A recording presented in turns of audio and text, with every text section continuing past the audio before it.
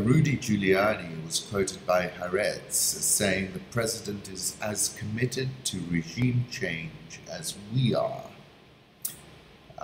Giuliani predicted that Trump will withdraw the United States from the 2015 deal with Iran, with Secretary of State Mike Pompeo on his right side and National Security Advisor John Bolton on his left side. What do you think is going to happen to that agreement? Giuliani asked with a grin. Trump must decide by May 12 whether to recertify Iran's compliance with the nuclear deal or to reimpose nuclear-related sanctions.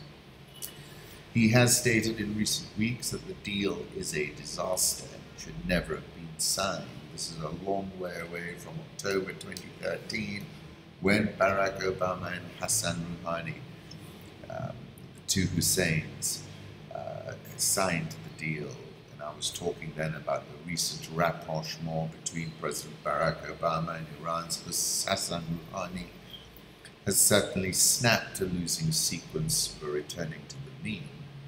In US-Iran relations, that goes all the way back to the Iranian Revolution in 1979, when Ayatollah Khomeini overthrew Mohammad Reza Pahlavi, the Shah of Iran. The Shah was the second and last monarch of the House of Pahlavi, and otherwise known as the Peacock Throne. Barack Hussein Obama, and Hassan Rouhani share the same name, as did Prophet Muhammad's revered grandsons. Those who pursue the study of anthroponymy, personal names, especially in the Islamic world, probably viewed this as very fortuitous. I was wandering around the Hirshhorn Gallery in Washington, and I came across this from the Chinese artist Ai Weiwei. What's in a name?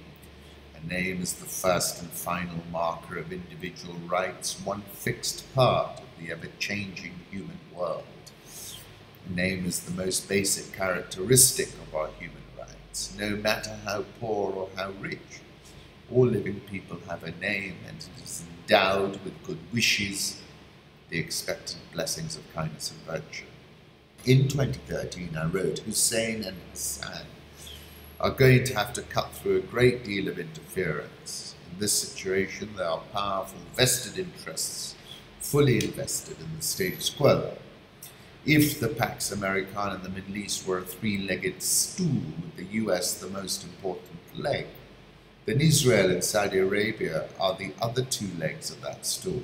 So neither Riyadh nor Tel Aviv are aligned with President Obama's Iranian rapprochement, and Saudi Arabia in particular has become increasingly forthright and is even threatening its own pivot away from the US. That was 2013. Iran's sanctions could raise oil prices by $10 a barrel, says Barron's.